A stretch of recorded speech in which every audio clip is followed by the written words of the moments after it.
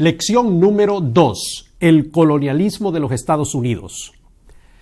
Cuando termina el colonialismo europeo, que es aproximadamente en el año de 1810 en algunos países, 1821 en algunos otros países, entonces surge a mediados del siglo XIX los Estados Unidos como una potencia mundial.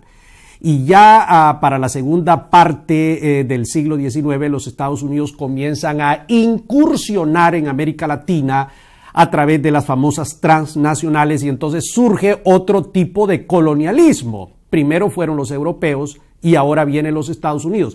Pero los Estados Unidos comienzan a ejercer este tipo de colonialismo en países que son ya independientes jurídicamente.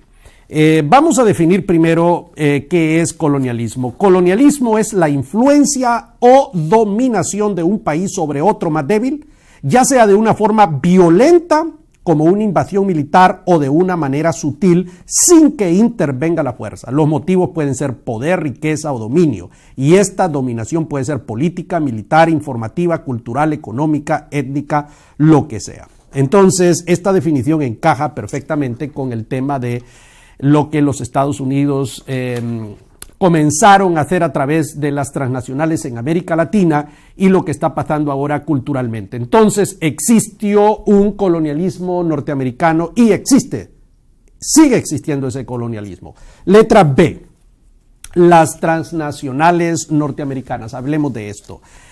A finales del siglo XIX, entonces los norteamericanos comenzaron a salir a América Latina y montaron las grandes transnacionales, es decir, aquellas empresas que vinieron a América Latina para establecer compañías de banano, compañías mineras. Esto ocurrió en Centroamérica, en América del Sur, y entonces establecieron su poderío en la zona.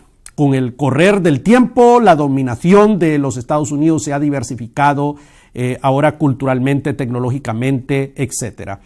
Hablando específicamente de las compañías transnacionales, estas llegaron a saquear las riquezas de los pueblos y a explotar a los pobres infelices que nunca habían ido a la escuela, pagándoles una miseria y sin ningún beneficio social. Incluso se les prohibió el derecho a la huelga en aquella época. Estoy hablando de los principios del siglo XX, un derecho fundamental para los trabajadores.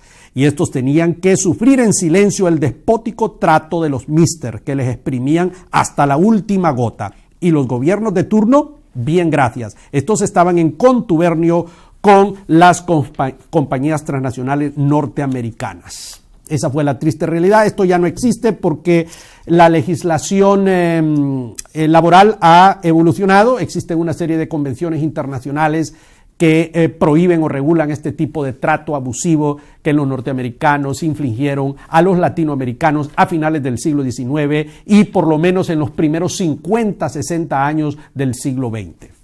Letra C. Control político de Norteamérica.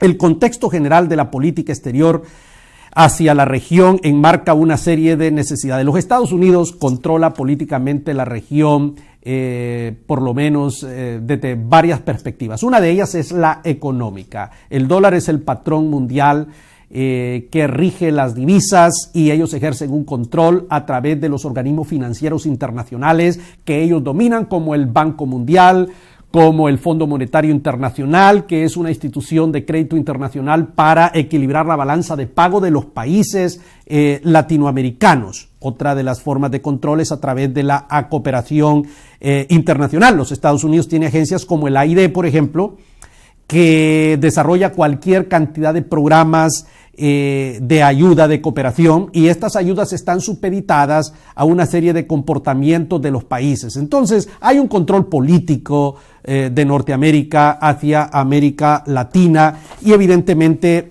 esto ha provocado una serie de reacciones, y últimamente lo que se conoce como el populismo o el socialismo del siglo XXI es una reacción contra esta política de los Estados Unidos de meter sus narices en los asuntos internos de los estados, aun cuando el derecho internacional público prohíbe que otro estado, o señala, es un principio general del derecho, no intervenir en los asuntos internos de otros estados. Pero tenemos el ejemplo de la invasión a Panamá, por ejemplo, en la época de Noriega, pues quierase o no, fue una violación al derecho internacional, la invasión de Grenada en la época de Ronald Reagan, o simple y sencillamente el secuestro del señor Mata Ballesteros en Honduras a finales del siglo pasado, es una intervención contra las convenciones internacionales. O sea que existe un poder de dominación política, económica de los Estados Unidos.